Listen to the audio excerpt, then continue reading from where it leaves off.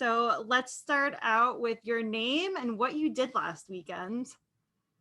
So my name is Cole Crosby, and I am a crazy fool that decided to run the whole state of New Jersey and That succeeded. is crazy. I know. I was watching your progress. So I learned about you from the Cape May road running. I don't know what their official name is, but like the store that they have on Cape May. I follow their Instagram account and they're like, yeah, this person's running like the entire state of New Jersey. I'm like, that's ridiculous. And then I followed you on Instagram and got to see some of your progress. So, for people who don't know New Jersey that well, what was your starting point and what was the ending point? Yeah, so the run itself, it starts up in High Point State Park, um, kind of right up by the monument, and then finishes down at the Cape May Point Lighthouse, which is also a state park. Hence why when I was trying to do this, I wanted to come up with a good catchy name for it. And because it does link two distinct points, the New Jersey point to point run kind of title made sense. Absolutely. So, is this a fastest known time that other people have attempted, or are you the first? So there has been others that have attempted. Um, there's only been one other individual that's actually finished a similar route. Um, Technically, this isn't like running, it's almost running the full length of New Jersey. There's been others that have started at like the Pennsylvania, New Jersey, New York little boundary stone, and then Mm-hmm. run a different course down to Cape May.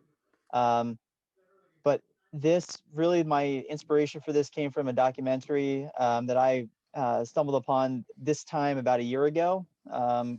It was called the Running the New Jersey 184. Okay. It chronicles three different runners. Um, one of them being Connie Gardner, who is she's like a 12-time U.S. national champion in trail ultra running. Like she's a legend. Um, and please watch the documentary. For those, I will. Sorry, I'm gonna have to spoil it, but Connie is the only one of the three that does actually finish the whole thing. She Oh, does wow, that's finish it awesome. a little bit over 2 days. And again, they took a slightly different route. But I wanted to make this ultimately be the fastest point to point navigation of New Jersey that you could possibly do. So I kind of went off of the documentary, and then kind of added a little bit of my own spin to make sure it was the fastest possible. That's awesome. And then, are you originally from New Jersey? I sure am, born and raised. Okay. Oh, go ahead.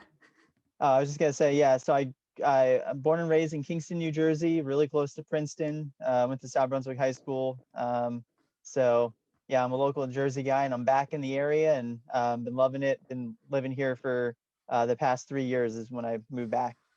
Okay, I was born and raised in northern New Jersey in Morris County in Pequannock, and then went to Massachusetts for college and unfortunately never moved back. The end goal is to move back there eventually. So when I saw this, I was like super excited because our podcast covers a lot of like obstacle course races and ultra running. Then I saw the run was from New Jersey. I'm like, this is perfect. This is the kind of person that I definitely want to talk to. So again, congratulations on completing the FKT. And then I have a few more basic questions. Like, how did you first get into running? Um, it really, I think, was just kind of a culmination of just getting into sports at a young age. I mean, played a little bit of soccer, baseball, basketball primarily. I was always that really fast kid that could never get tired kind of thing. Mm-hmm. I ran the gym class mile and was usually the one of the really was the one that won the gym class mile. And That's in amazing. sixth grade, yeah, thank you. And in sixth grade, that's when my gym teacher, who was actually our cross country coach, was like, "Hey, you should join this team," and that's kind of where it all started for me. I got into organized running from there, and then have just kind of stuck with it ever since. Okay. And then so being a runner is one thing, but how did you get into ultra running?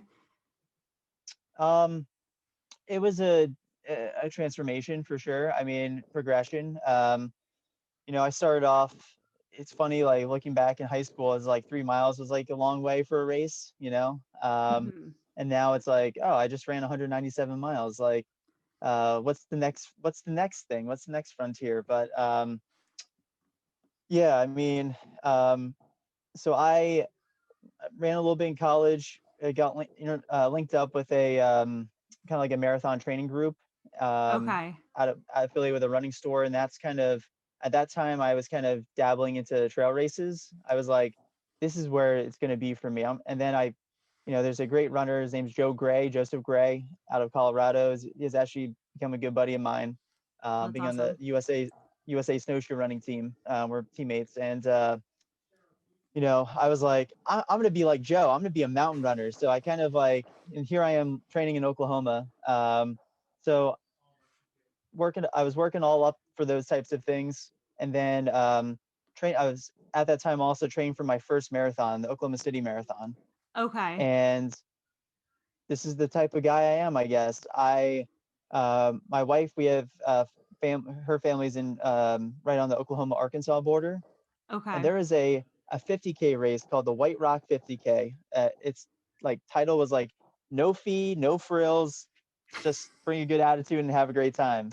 And it's up in the Boston Mountains, kind of just south of Fayetteville, Arkansas. Really beautiful area. And I'm like, well, I'm a couple months out from this marathon. If I can run this 50K, I should be in pretty good shape to run a good marathon. So, Mhm. of course, I signed up for this no frills race, show up, donate like, $20 or whatever. They're just like, ask them like what the standard donation is.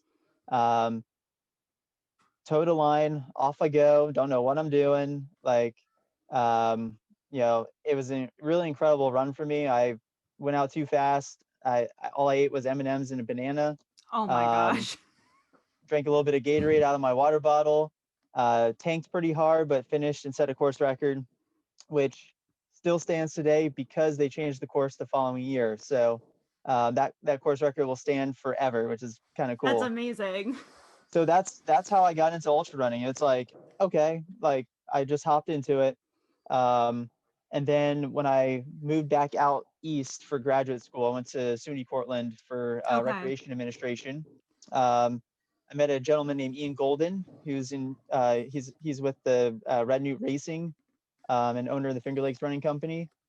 So when I started working for him, he was like, "You got to run some of my like ultra marathon races," and I'm like, "Yeah, nah, I don't know what you're talking about. Like, I don't think I'm there yet. Maybe trail Mhm. marathons are good for me. Maybe I can maybe do the occasional 50K." And he worked on me for months and months, and then I signed up for the Cayuga Trails 50 mile in its very first year. That was the year that Sage Canaday kind of burst onto the scene, won the race, set a course record, and I had a really good learning experience there. And at that point, I felt like I had I guess a lot left out on the course, where I was like, I got a knack for this, but I'm not there yet. I got to work on this. And so I was really hooked and intrigued. And that's really Mhm. where things kind of progressed from there. That's crazy that your first 50K you just like dominated, set the course record, and then you just continued to progress from there. How do you train for something like an ultra marathon, or especially I think it was 197 miles, right? Yep. How go ahead. 197.22. How do you it's hard for me to imagine training for something that it's a multi-day event. It's over close to 200 miles, and like how it's easy to train for something like a marathon. You put in the hours during the day, but to do something that's 2 days long, how do you find the time? Um, I didn't do anything crazy. I just kind of stuck with what's been working for me forever. Okay. Um, I just made sure I tried to get as much rest as I could. Um, you know, I was going into a new frontier for me. I mean, the first I'd ever run was 86 miles. Oh my I, I, gosh. I, I knew I had it in me to finish 100 milers. I just had some bad luck in the two that I did, Mm-hmm. where injury or just being naive and being a knucklehead kind of allowed me not to finish those. Um, but yeah, I wanted to really be out of my comfort zone, and I wanted to find this special wild quality inside of me that I've run some races recently, like the Hellgate 100K down in Virginia, where there's just this like I found this hidden survival instinct inside of me that there's always been little glimpses of it. I wanted an event where I was going to be able to really unleash it. And let me Hmm. tell you, this run, I unleashed it like no other. That's awesome. And then not only do you have to be in the physical shape to do something like run 197.22 miles, but you also have to have like the mental grit, because at any time you could have gotten in a car and been like, I'm done. But what kept you going, especially those middle of the nights? Um, it's I've had a little bit of time to think about it. I think I just had this like razor sharp focus of like, especially with all the support that came out along the course, all the people pacing and just dropping off food for our crew vehicle, and just the generosity of everybody. Hmm. Like the more that the run went on, the more motivated I felt that I'm like I'm gonna finish this no matter what. Like that's it's gonna happen. Like Hmm. I'm not injured. Like I'm still moving. As long as I'm still moving forward, I'm gonna get to the finish line. And I've never been that more determined in a run before. Um, and I just kept a real clear vision of what the task was at hand, and didn't think about the miles. Throughout Hmm. the run, a lot of people would ask me like, how far have you gone? And I would just respond and say Cape May. Like I'm Yeah. like, I know I have 120 miles to go, but I'm not worried about what I did in the past. I'm just focused on what's ahead of me. Um, and I think that mentality and mindset really, it just allowed me to just be in the zone. Because those nighttime stretches were incredibly draining, incredibly hard. I'm really proud of myself for just like being able to keep my like body temperature kind of with itself. I didn't Hmm. have any worries of hypothermia or anything like that. I was fueling pretty well pretty much the majority of the time. I did have issues here and there. And that was the thing that I learned a lot from this distance, is that things are going to pop up like you would not like left and right. You could be feeling really, really good. And all of a sudden, like just because your shoelace is tied a certain way, like you got a Uh-huh. pressure point that if you don't address it, like your race is done. And Absolutely. I had those moments, and I was lucky to be able to recognize them in the moment when they did happen, address them, and they didn't become a problem further down the way. Hmm.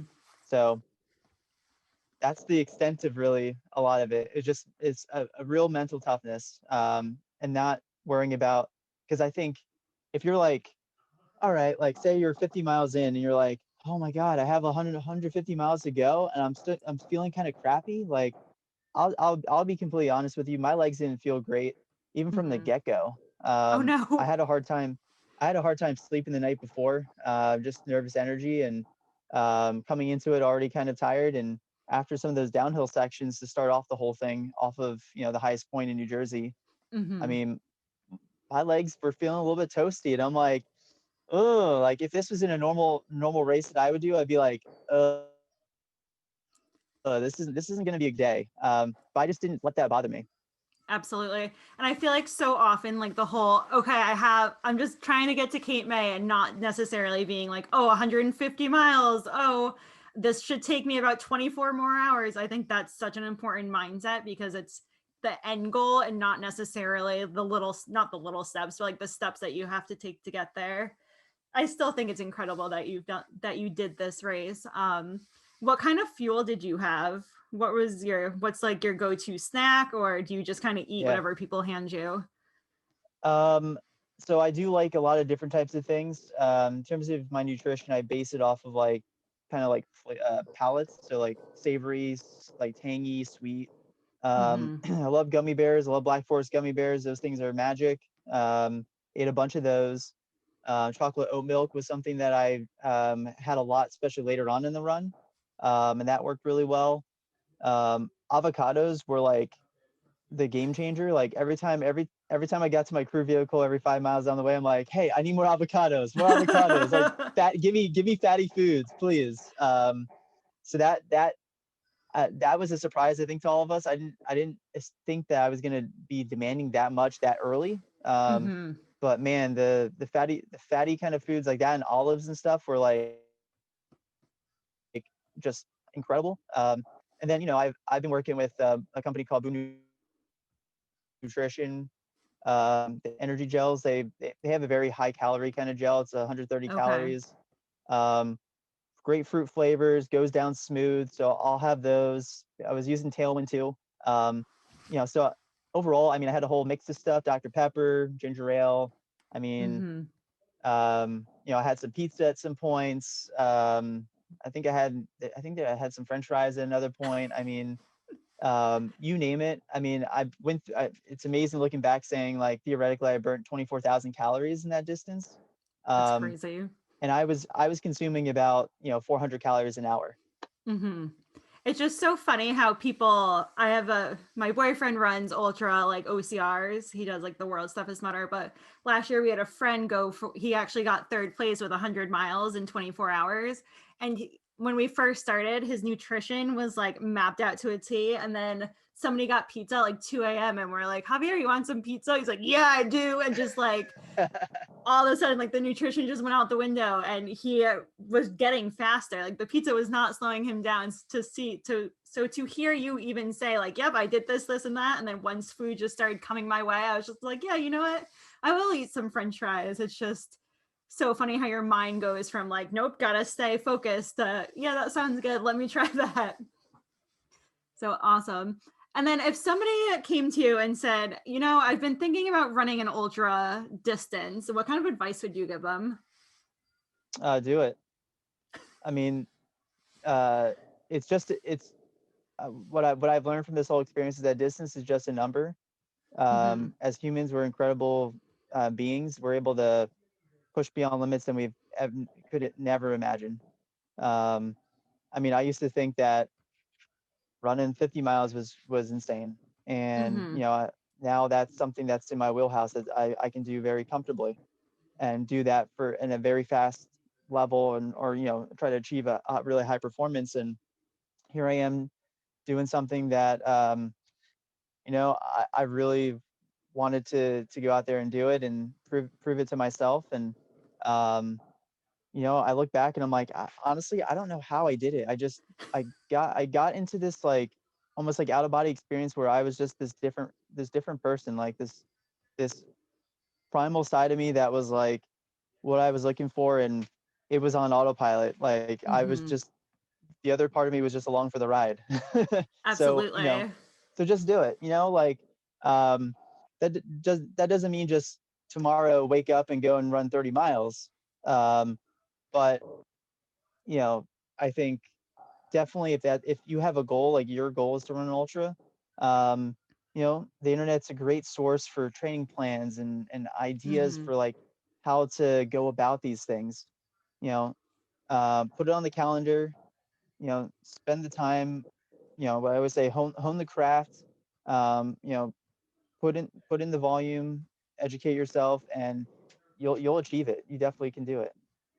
Absolutely. And the internet is a great resource. When I was half marathon training, I actually just did like the Hal Higdon, like 0 to half marathon training. And I was like, oh, it's a free resource. Like I'll give it a shot. And it worked out pretty well. So I feel like people always forget that there are free resources. You just have to look for them a little bit. But obviously having a paid coach would be way more beneficial.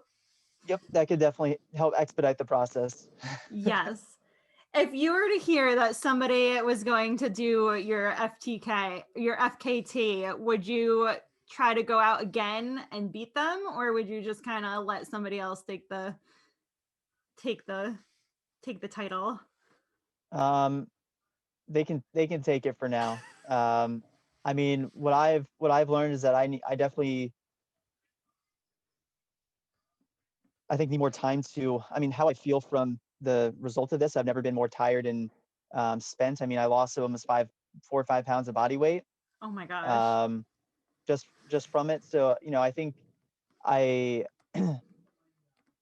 this is going to be probably my longest run for a little while. And, I'm just going to work on educating myself and preparing so that I can be more resilient and stronger throughout. And so that I can go faster. Mm-hmm. So, yeah, if someone beats it, by all means, like that's also the reason why I wanted to do this was to inspire people to dream big and go for it. I do feel Mm-hmm. like it's a good mark. So, hey, we'll see what happens. Absolutely. I'll ask you again in a year and see if your answer changes. Um, what races are you looking forward to in 2021? Obviously, the point to point was a huge personal goal, and I wouldn't call it a race, but it's definitely an event.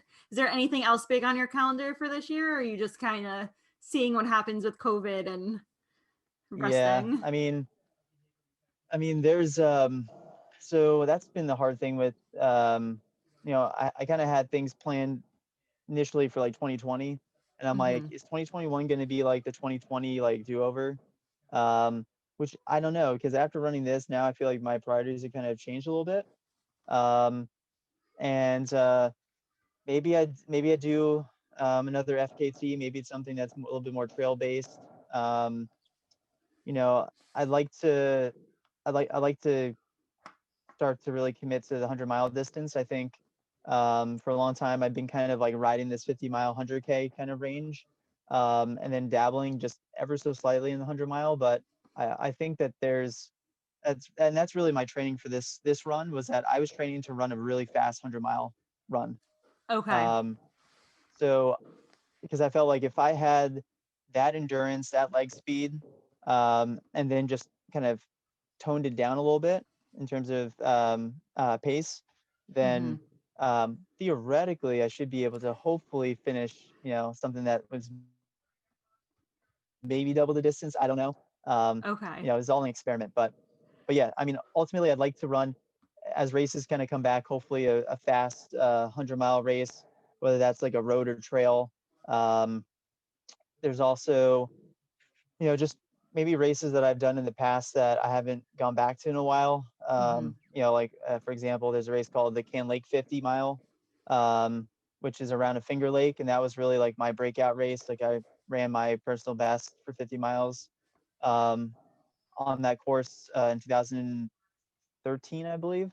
Okay. Um, I ran like 5:47. Oh my Um, gosh. so it's I maybe would like to go back like there just for the sentimental part of it, and being removed from that from such a long time, just see if I got the wheels to maybe break that record and that kind of thing. Mm-hmm. That's awesome. So you keep talking about you want to get faster for your 100-miler time. What is considered fast in the world of a 100-miler? Because I noticed that your average like splits for this, the 192 or 97.22, was like a 13-minute mile. And I think of that and I'm like, I couldn't sustain a 13-minute mile for like as an average person for probably over like a half marathon. So like what how much faster can you get? I mean, um, so I ran in May I ran the Delaware Raritan Canal towpath. It's Okay. about 70 miles in length, and I had a really good day out there, but I didn't have my best day. But I had Mm-hmm. a day where I had glimmers of like that primal kind of side of myself. Um, and I set the FKT there, ran 9 hours 50 minutes for 71 miles. It was like 7:58 minute mile pace is what I That's averaged. crazy. And it was funny because I finished that and I was like, I wasn't really going any faster, but I felt like I could have kept going that pace for another 30 miles.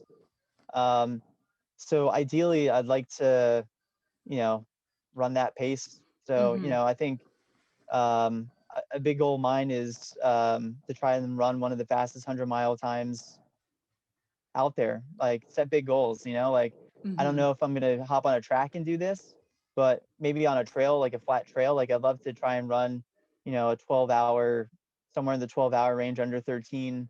or 13-hour for 100-mile. Like I think that's the goal.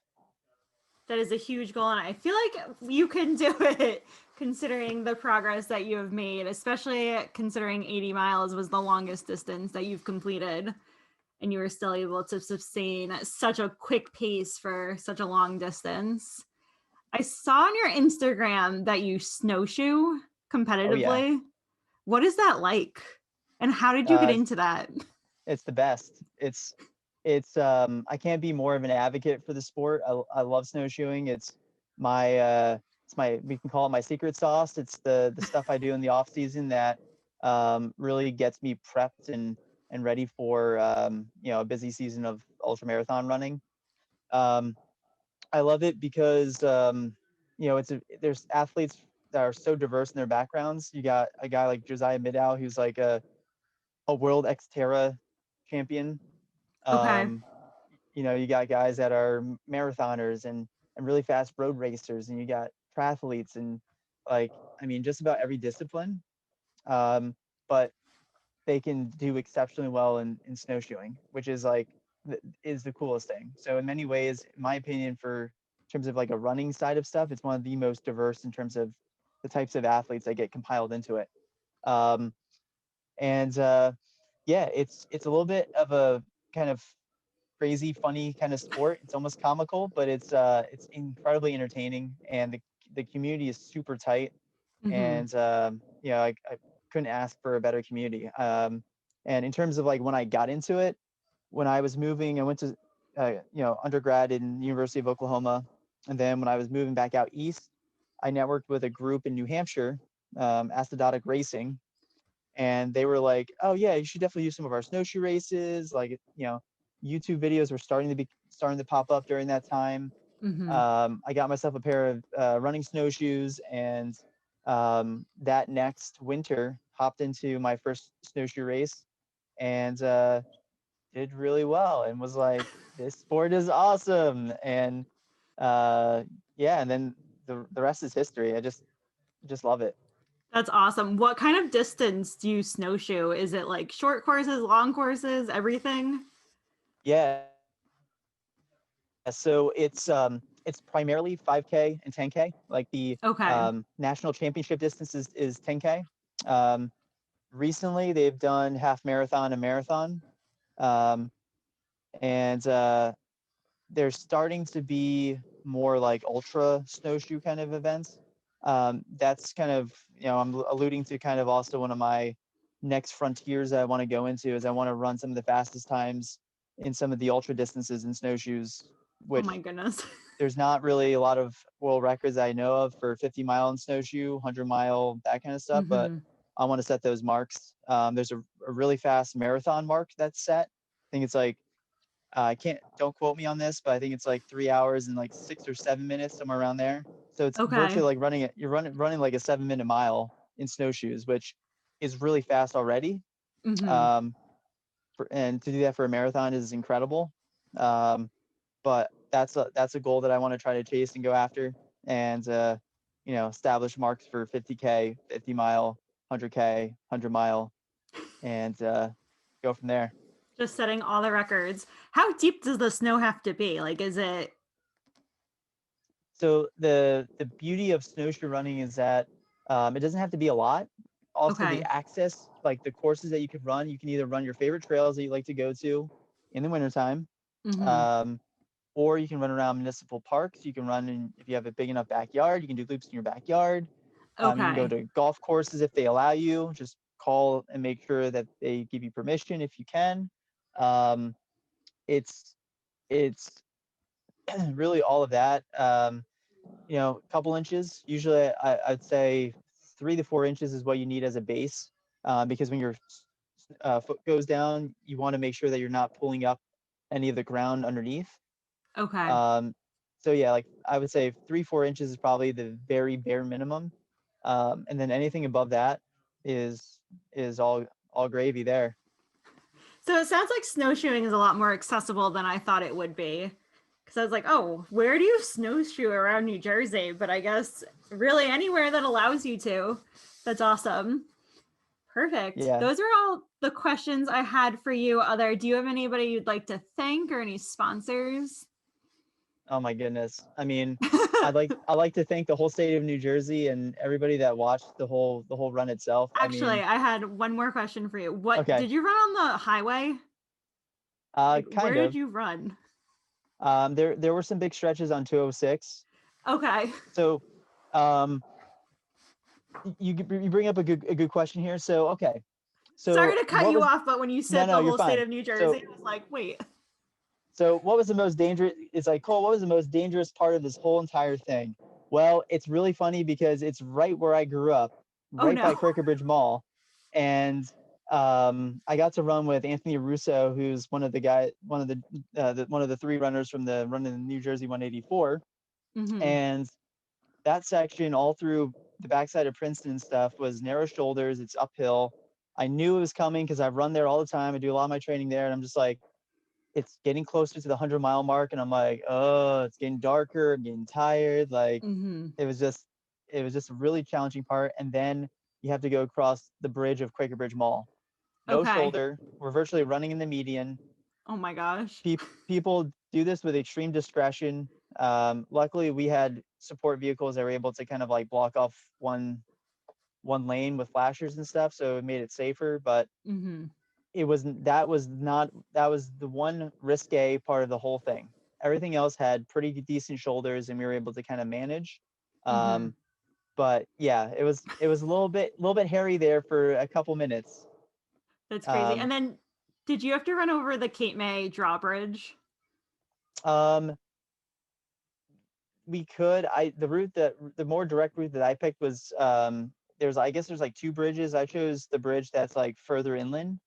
Okay.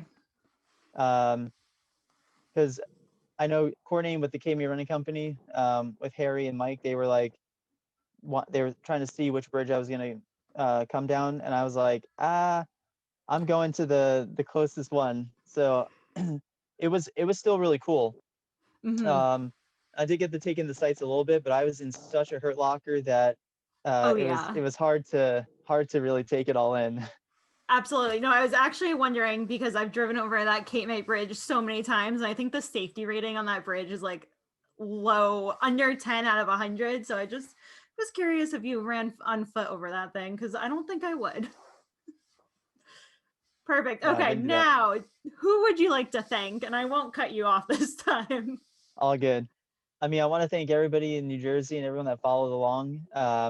Ultimately, this was a massive, massive community and team effort. I mean, without everybody that was so gracious and taking up giving up their weekend really to just help me out, a guy Hmm. that was a complete stranger to them. I mean, it was just such a heartwarming experience for me, and it got me to the finish line. It really did. So I Hmm. gotta thank everybody that was involved there. I gotta thank my wife Absolutely. Ashley. I mean, she's the love of my life, and she is the master crew chief and really the person that did an ultra marathon without running the whole thing. She was with me through most of the way. Didn't sleep much at all. I mean, combined me and her, we probably slept, if you added both of our sleep times, like maybe 4 hours total. Oh my gosh. Is she also a runner or does she just do pit crew? She runs a little bit. She's been trying to get back into it. Um, Okay. so more to be continued. Hopefully more in the future. But she's been definitely through my running career. She's been kind of a master crew chief and social media mastermind, and like just That's awesome. handling all of the logistics. I mean, she was incredible. And I want to thank my dad too for just um, you know you know inspiring me, being a great support system. He's always been wonderful. All his jokes, so helps make the miles go by. So I want to thank him. And um, in terms of like sponsors, I mean, I've picked up a lot. I like to call them brand partners. I picked up a lot throughout my time. In Hmm. terms of footwear, I've been running with 361 Okay. footwear. Um, they make great shoes. Watch out, World 2021 is going to be a big year for 361. They got a carbon plated shoe coming out. They got some really fast kind of up tempo kind of shoes. Some good improvements to their trail shoes. 361. And then, you know, Jonji, I run in Jonji. Yes, there's a picture of me at the finish line wearing a pair of jogger pants. Jogger pants are in. They're incredibly comfortable. You know, Jonji is a company that I really love. The owners are great guys, all about sustainability. I mean, they're you know, you buy a piece of Jonji, you pretty much help fund clean water projects all around the world. Oh, that's awesome. Yeah, so it's just that philanthropic aspect, kind of a social business, and they're the best at it for sure, in the running space. You know, I had to wear reflective stuff to stay alive, and I was an employee of this company at one point. You know, Nathan Sports, you know, Nathan, they're, you know, they kept me going, hydration with all my water bottles and then all my reflective gear.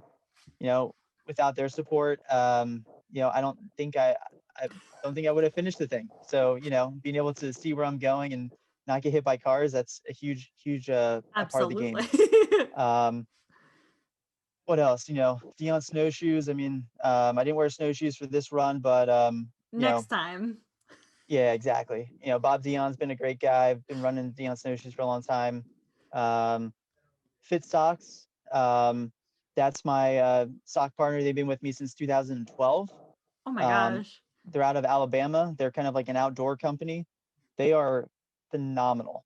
So let me tell you this. I have run over 30 ultra marathons. I have never gotten blisters before in my life wearing those socks. That's amazing In, because I in, blister every time not every time I run, but anytime I do like a longer distance, my feet blister. so I will tell you in this run, okay, I did get blisters. Sorry, Fit Socks. But here's the thing is I didn't even notice. They didn't even bother me. I luckily enough, I got taped up with them and I Mhm. ran 200 miles, no problem. My feet were perfect. That's So amazing. thanks to Fit Socks, you guys are the best fitting socks in the market. Merino wool keeps your feet warm, happy. It's magic. Got to get a pair. I will look into getting a pair. Yeah, they're awesome. And what else? Boom Nutrition. I mean, I've been using their gels forever. They're great. They taste good. That's probably one of the most important parts. Why eat a gel that tastes like goopy? Like Yeah. I want to taste something that's refreshing. And you know, they really have a very smooth, high calorie gel, 130 calories per packet, which is usually 10 to 20 calories more than the standard company. So check them out. They're doing good stuff. Oh man, you know, I mean, the list goes on and on. What I will say is, you know, definitely KMA Running Company. I mean, they roll out the red carpet for me in this whole thing. Mhm. They were really the first people that I reached out to, other than like my family and stuff, um, to kind of test the waters that, you know, say I'm going to do this run. Would you be willing to help support me? And Harry and Mike were like, you got this, dude. And Mhm. I know that committing to this, you know, it without when you're going into uncharted territory, you're not always going to have everybody having your back. And they were two guys that had my back all along, and I can't thank them more for just the logistics of, you know, the different people that paced me into the finish, to having all the police officers that were you know, pretty much I had a police escort as soon as I was in the outskirts of Cape May. That's I mean, awesome. it was the most unreal thing. And yeah, I mean, they were pivotal to this whole thing. Mhm. So Oh, I that's wasn't my sure if list that of all my. And one more, sorry. And Koros, kind of a new thing. So one of my past coworkers from Nathan, Dan Shore, the mastermind behind Koros watches, he got me turned on to them about a year ago. This Okay. thing is incredible. If you're thinking about switching to a watch, you got to try these things because you know, and coming into this run, I'm like, hey Dan, what am I gonna do? Like, this watch only has 25 hours of GPS mode. Like, what am I gonna do? He's like, oh, you can charge it on the go. Don't worry.